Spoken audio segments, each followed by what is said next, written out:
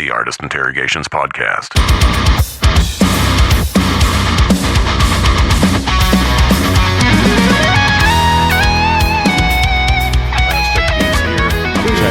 Check. Cool. Hey. Alrighty. Check. Hey. And there's the interview. The whole thing. All right. Just that. You got enough there. See you tomorrow. We just say like words that you cut up and like piece sentences together. AI this whole thing, I think. Oh, yeah, AI for sure. At this point, yeah. Scary. We did that as a joke because, of course, my name's Brendan Peach. So we had Brandon Orange take over the metal show on Saturday. And I had him type up, I typed up a whole script through Chat GPT and had him say stuff like, I'm Brandon Orange. I used to work for Howard Stern. His career has gone on for way too long. Wow. That's Oh weird. man.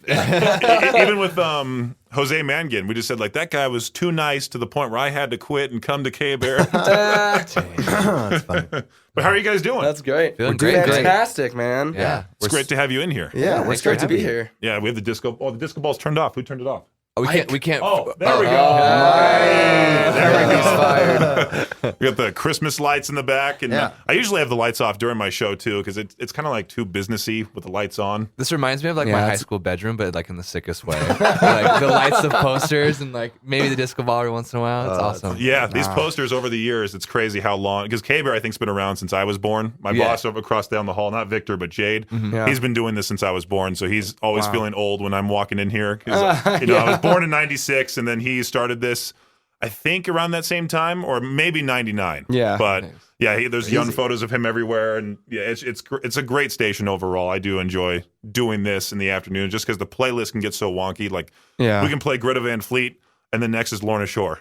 That's awesome. Yeah. No, that's my favorite type of radio station right there. Is it? Oh, dude, you gotta. That's why I'm so mad at, like, no band like comes through the area, Yeah. and tunes into Jank Show on Saturday nights, where we just play 4 hours of just metal, because we play metal throughout the day, of course, but that's just specifically metal. Right. And we play like Samurai Pizza Cats and like Damn. What is that? Have you not heard of them? No, No. we've never heard of What is Samurai That's, Pizza well, that Cats. we're gonna listen to him on the that way name to the will show. that name will stick with me forever. They just so do you guys know Electric Callboy? Yes. Of Oh course. my gosh. So- My girlfriend showed me Electric Callboy on our first date ever. Today is actually our 1-year anniversary. Oh, congratulations! So a year ago today, he found out about this band. I listened to Electric Callboy for the first time a year ago today, and immediately showed these guys. And I want to say they even had like a little bit of an influence on this record that we did. Totally. Oh my god. Hypa Dude, Hypa was like our soundtrack to last year. We played Slam Dunk too in the Yeah. UK, and they played. And I remember I'll never forget watching Andy like hearing Run. them and run to the we stage. finished and they started. I packed up as soon as I could and ran. And there. Yeah, I remember Right. hearing them Wow. from catering. and, It's caught, like, yeah. and caught Hypa Hypa, and it was like the highlight. They're coming to Salt Lake City in September, and I think all their shows have been sold out Oh, so yeah. far. Understandable, as they should. But Nico from Electric Callboy is on that recent Samurai Pizza Cat song. Crazy. And it's called Pizza Homicide. And it's all nice. about him hating pineapple on pizza. Oh, my God. And the See? murderous pizza with pineapple on it kills the people. It's just it's Correct. it's That's a- the correct That's opinion. That's definitely not going to be listened to on the way. also Yeah. hate pineapple on You pizza. do too. Okay, good. I'm team anti-pineapple. I had a straight up debate on my show about pickles on burgers because I hate pickles on You burgers. hate, Oh, that's cap. whoa. And- That's cap. That's for sure. Yeah, I mean, I can make a case for both. Honestly, pineapple on pizza, it's not the number one topping ever, but you get like the kind of acidity that cuts through the savoriness. I can understand it. Yeah. I don't promote it, but I understand it. yeah, I'll eat it, but I can don't respect want it. that. You know, If Yeah, it's yeah. there, that. yeah, I'm When you hungry. say it in I'm not science cheap. terms. You're right, yeah. But yeah, we did mention to you guys off the air. We played Into the Dark. I think when I first started here back in like 2021. It was- Nice. Yeah. yeah. So we played that featuring Kellen Quinn, of course, and then just recently, I for It's So New, which is a feature that I do, played Safe and Sound from Yeah. you guys, and that's I saw an Instagram post. You guys were asking about like we're about to release the heaviest song of our career. Indeed. Who should scream on the track? Yeah. Did you guys take into consideration some of the people that the listeners commented on?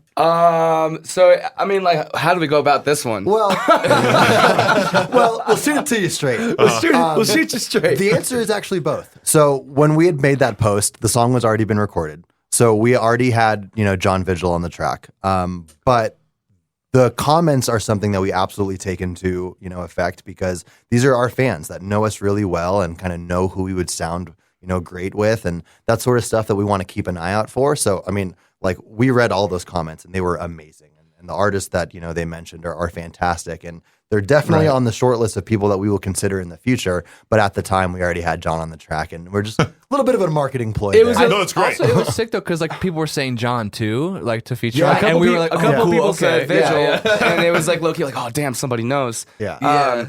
But no, it was like I mean, there's people still commenting on that TikTok and the Instagram reel like Really? today. Like, and the song's been out for so long, and it's no, it was really cool because everyone was like trying to like get their voice out and have their opinion heard on who should be on the song and stuff. Plus, it was also like an opportunity for us to kind of like make our like I don't know kind of transition I guess into a heavier space with a heavier song, and so to post like that little clip of the song, was kind of just like a little like we were like nudging our listeners in the direction of what was about to start happening for like how we sound. And yeah, I mean, Jonathan on the track was like a dream come true for us. Me and Andy grew up listening to The Ghost Inside. We went to the same high school. Well, me and the band, Andy grew up in the town next to us. And they were like, they weren't in the same high school as me. They were older than me, so they graduated before I got into it. But I've been going to their shows since they were called A Dying Dream. And they were playing teen center shows. Me and Andy used to go to those shows. We didn't know each other at the time, but we were in the same room at the same shows, seeing The Ghost Inside. The Ghost Inside. They were. that's funny. Yeah, they were called A Dying Dream, and they would play with bands called Bleeding Through, who we just saw at Blue Ridge. We sat next to them on the plane. That was a cool moment. And then Fever, Jason from the Fever was in a band called Let Live, and Let Live would play with A Dying Dream all the time. Yep. So it was this awesome little circle of like underground hardcore. Yeah. And so like, yeah, and they grew up in our town, and I would be walking home from school as a teenager and see them pulling up outside their apartment complex, like unloading their van, and me and my friends would be like, "Oh crap! Like that's the Ghost Inside. We gotta be cool, dude. Be cool." Which is so funny because we're talking about El Segundo, California, and Manhattan Beach, California, which are these like surfer volleyball beach towns. Yeah, I'm from Seal Beach. Okay, Oh, okay, great. cool, yeah. So just a little bit south of that, like there was never really a scene. But for some reason, like in John and I's generation, like when we were in high school and stuff, there was like this little pocket of these now amazing, like nationally, worldwide bands international. that came from our little tiny beach town. Yeah, Right. Yeah. and that's why it was so cool, right? To like represent that tiny town. Well, it is funny too because I've noticed a lot more bands coming out of California, like Dayseeker. They're out of Orange. Again, Dayseeker's like from that area, Yeah. right? I mean, we know Dayseeker. Yeah, they're awesome. And I think Katie Lee, who's on the Hawk, she went to the Bad Omens Dayseeker show. Yeah. And Oh, I fire. guess Great tour, yeah. Rory was the only guy who showed up because the weather was so bad. So he did like an acoustic set, something like that. Yeah, crap. But Bad Omens is going crazy with their Oh, tours yeah. and Yeah. stuff. Yeah, Yeah. Bad Omens is one of my favorites right now for sure. Yeah, I mean, we caught on to them about a year ago, I think. Oh, we had them in here too. We had Noah and very I forgot cool. who else was in Yeah, here. yeah. Those are Oh, amazing. Those dudes are on our short list of bands to tour with, bands to collab with. We're definitely big Bad Omens fans right now. Yeah, we used to. Was it Lesser that did the Dayseeker shows back in the day? Yeah. Because that wasn't Point North. That was Lesser. Like Andy and I were in a band. Like we've been in lots of bands together at this point. And one of the bands we were in was called Lesser, and it was like a melodic hardcore band. Like if you're familiar with like Final Fight or who's someone else that's bigger that Probably sounds Comeback Kid. I would Comeback say. Kid or something. Oh, Yeah. yeah. So it's kind of like that. And so I remember we did like. We would open up for like everybody. We did open up for Comeback Kid once actually, but we opened up for Dayseeker and stuff like back in the day at the Glass House in Pomona, and we kind of grew up in the same town too. So we've known Rory for a long time. Yeah. Yeah, it's crazy to think that I went to Ocean View High School in Huntington Beach. I think that's where Brandon's from Atreyu too. Oh no way! I think I he's didn't know from that. there. I think it's from Wikipedia, so don't quote me on that. It's on the internet. It must be true. I know. Right. I know he lives down there. I think he mentioned when Yeah. he came out here. Yeah. And when I went from Los Alamitos High School to Ocean View High School, I looked at the notable alumni, and it was actually the Rev, I think, and Sinister who went to my high school too. No So I was way. like, this is a small world. What's in that water there, man? Yeah. For real. I'll go back to school there. I will say though, to hold down the punk scene, I went to the same high school as Descendants, Pennywise, and Black Oh, Flag. so cool. Yeah. That's awesome. Yeah. That's why I say we're in the Descendants hoodie in Yes. here. Yes. That's nice. Yeah. Represent Miracosta High School for sure. Right. Yeah. Isn't it crazy though to see bands like Knocked Loose get on a big stage like Coachella? Coachella. And Yeah. they have like 1 million monthly Spotify listeners now. Yeah. And Yeah. I think there's even like Instagram models jumping off stage, crowd surfing. For sure. I'm sure of it. For Yeah. sure. It's so good for the world to see that at a place where that sort of stuff doesn't really exist at that sort of level. Yeah. It's like it gives me the same vibe of like kind of what Turnstile just did, where you've got this band that's now playing SNL and the late night shows and stuff. Yeah, It's with like 3 Grammys, I think they got, right? right. Yeah. It's exposing a way different crowd to that type of music, kind of the same way that like Rage Against the Machine did that in the 90s and stuff. So that feels like this Knocked Loose is that sort of mainstream push of this heavy music that we've kind of had in different little sections throughout the last, 20, 30 years. I feel like Knocked Loose and Turnstile too, and we had talked about this before. We were just talking about this yesterday. Are the prime examples of like bands who did the thing and did the long run, and it turned out well. I remember I was in high school. I saw Knocked Loose play to like 10 people at a VFW hall, and like no one knew who they were, and then now they're like they're massive. So it's crazy to see like bands do the slow burn, not necessarily like a slow burn, but just like but totally do the thing and like and take it bite by bite and do what they're doing and it work. I think and it's almost like that saying where it's like the longer it takes, the longer you'll stay. And I feel like Turnstile, especially Knocked Loose, are prime examples of that, where it's like it's just working out. I saw Turnstile direct support for Bane at the Echoplex. Wow. Which is like a 500 cap room in LA. Bane, like, direct dude. support. And I remember Turnstile went on, and like my biggest takeaway was like, dude, these guys sound like no other band. Right Yeah, now. there's insane. And I think this was after their maybe second record, so they've put out I think maybe 2 or 3 records since then. And like, look what happened. What year was that? This was I think 2015. Okay. Yeah, I think 2015. I think I remember you going on that show. Yeah, crazy. And it Hear is that. weird with like the emphasis on heavy music now because you got all these crazy heavy bands going viral. I mean, right now on TikTok, Slipknot's Custer for some reason is Crazy. going crazy popular. Yeah. But there was something that you guys, I think you guys were talking about in a previous interview with just how the Ghost Inside is on this new track. There's like it's a pop punk route, but trying not to be pop punk. Yeah. And then Nothing Nowhere. I don't know if you listened to his newest album, but he has all those features of like Will from Lorna Shore, Yeah, he's See getting Space heavy, Cowboy. too. So it's weird that like all these like pop punk artists are now going kind of heavier.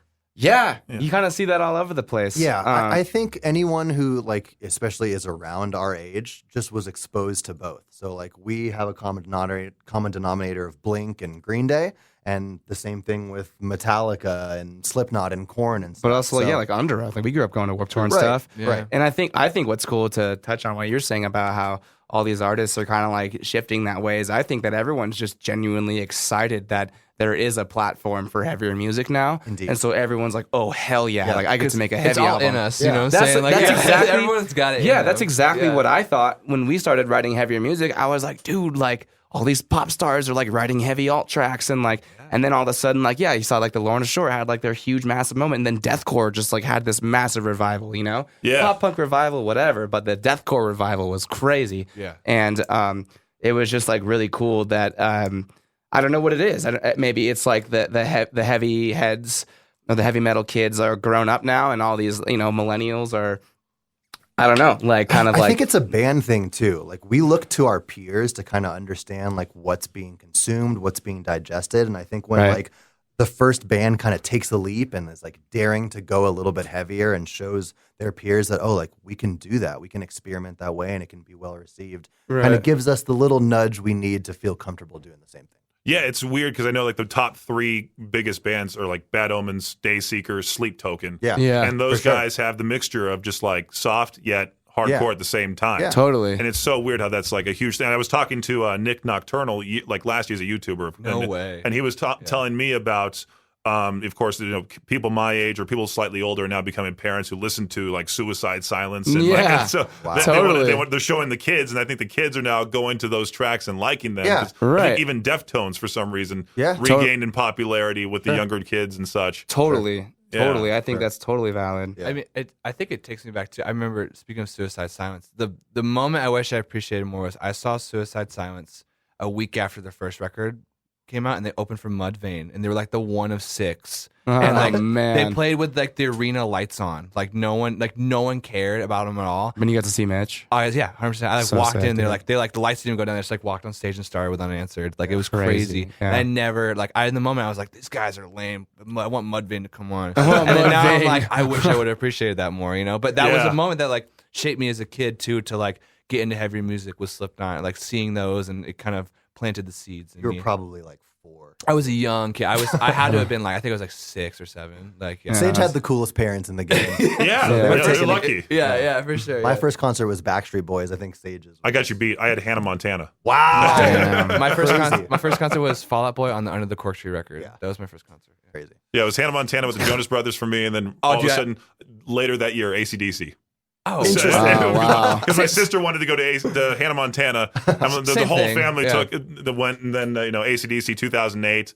I think The Answer was opening up for them, and I'm just sitting there because my first concert really for like a rock show. Yeah. And I was waiting. I was like, "Oh, this is fun." Everyone's sitting down. AC/DC comes on stage. Everybody rushes, and I did not expect because I didn't know what it was like really to go to like a rock show like that. Even with I went to that Trinity of Terror show at the Great Salt Air. With, Yeah, we were dude, Ice Nine. Yeah. And, Yeah. Motionless in White. And as soon as they took stage, I thought I could hold myself in that pit. Nah. I could not. There was a wave of people trying to push me from behind. Sure. And if I push back, they're going to go flying. I'm not going to try to push anybody.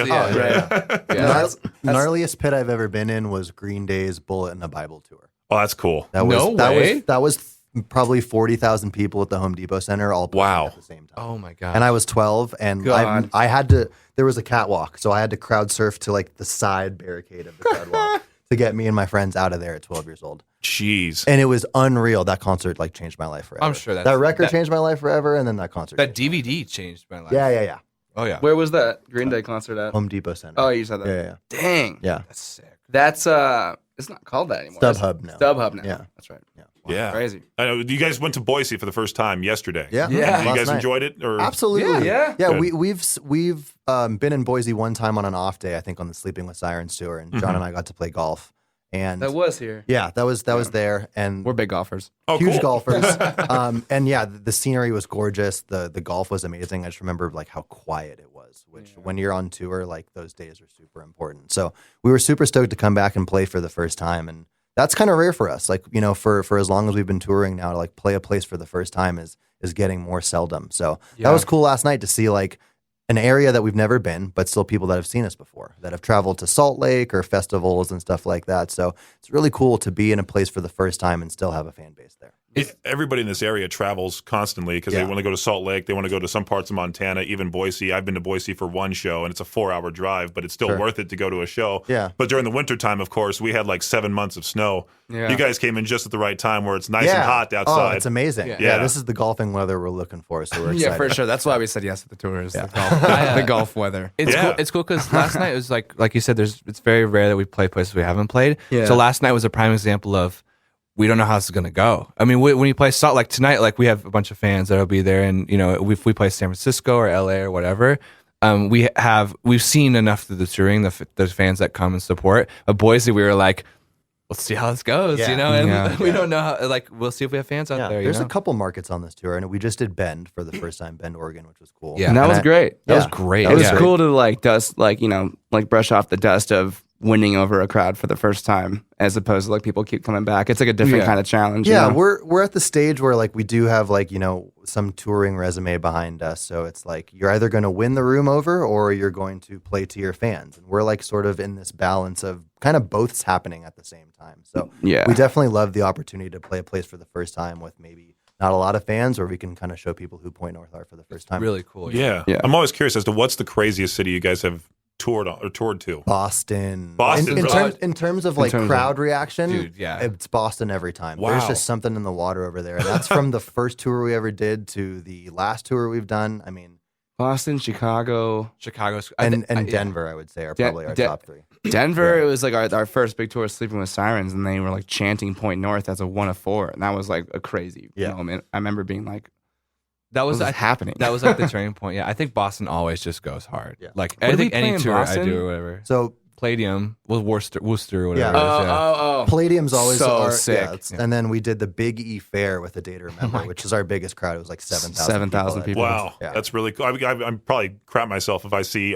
that many people in front of me because Yeah. I've been on stage doing stage announcements and I'm still kind of like shaking up there. You just kinda we just, like, definitely crap a little You bit. just black out. Yeah. we definitely black out. Yeah, We yeah. definitely black out, and you're like, dude, and then you look back at photos, you're like, oh, that's cool, we did that. Yeah. Which kind of sucks because I wish we could be more present, and like we literally do everything that we can like to meditate before and like try and be present.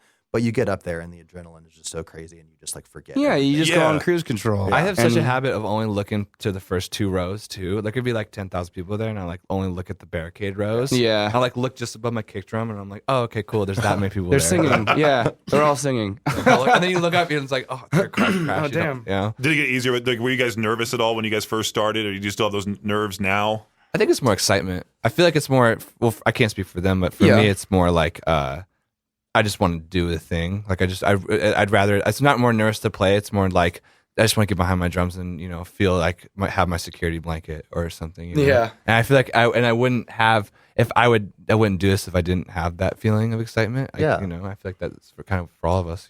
I was really lucky. My parents put me in music super, super early, and I just fell in love with it. I played my first talent show in first grade, and that was like the first time when I was on stage going like, this is sick. And I was 5.